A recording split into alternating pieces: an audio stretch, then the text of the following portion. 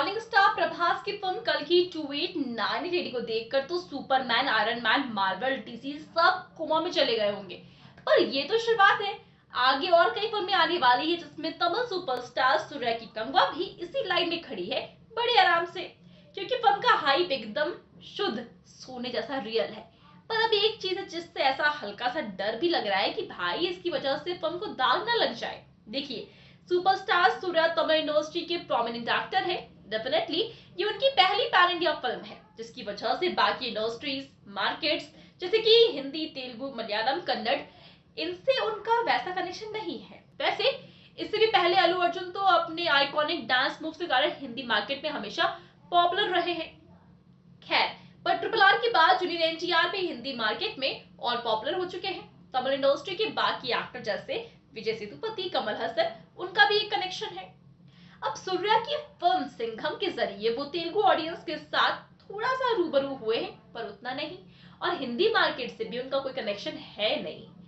अब pan India concept तो इसीलिए बनाया गया है ना कि सब कुछ फेमस हो जाए, और सूर्या के पोटेंशियल, उनके एक्टिंग स्किल्स और टैलेंट के कारण हर कोई उनकी इस फिल्म के लिए एक्साइटेड है। पर सूर्या के साथ जो नजर आने वाला शख्स है, उसकी कास्टिंग कोई स्ट्रैटेजी नहीं बल्कि थोड़ी बहुत बेवकूफी लग सकती है।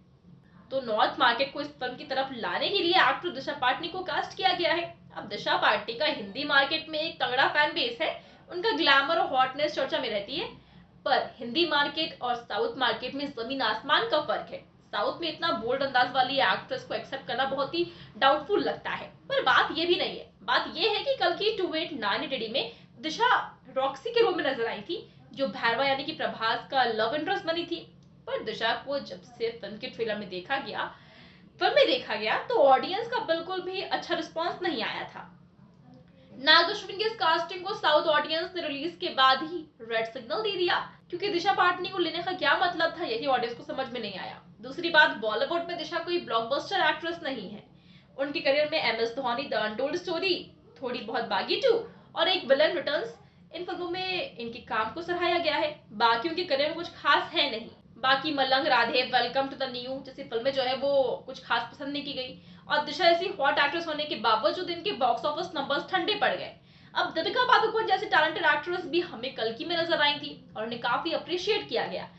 पर अब ये भी नहीं कह सकते कि भाई ये दिशा भी बॉलीवुड की टैलेंटेड एक्ट्रेस है जो कल्कि के बाद गंगा में दिखाई देगी। मार्शल आर्ट या फिर फ्लेक्सिबिलिटी, ग्लैमर, इन सब से किसी का करियर नहीं चलने वाला है। ऊपर से प्रभास और दिशा का जो सॉन्ग था वो भी उतना इम्पैक्टफुल नहीं था। अगर उसकी बजाय उसका टाइम अगर दीपिका को दिया जाता ना तो शायद और अच्छा होता। यहाँ तक कि ऑडियंस ने कमेंट्स भी ऐसे ही किए थे।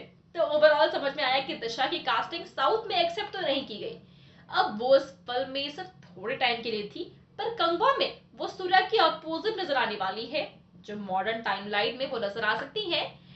तो फिर इसका मतलब ये है कि इनका स्क्रीन टाइम वहां पर अच्छा खासा होने वाला है। ऐसे में डर है कि साउथ ऑडियंस फिर से नाराज ना हो जाए। ये तो वही बात हो गई जहां देवरा में जूनियर एनटीआर के साथ जानवी कपूर को कास्ट किया गया और सूर्या के सामने दिशा। मतलब इस तरह तो हम सूर्या वर्सेस बॉबी देखने के लिए एक्साइटेड है।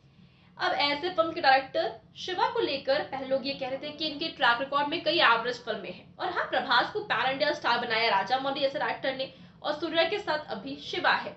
बिग डिफरेंस है।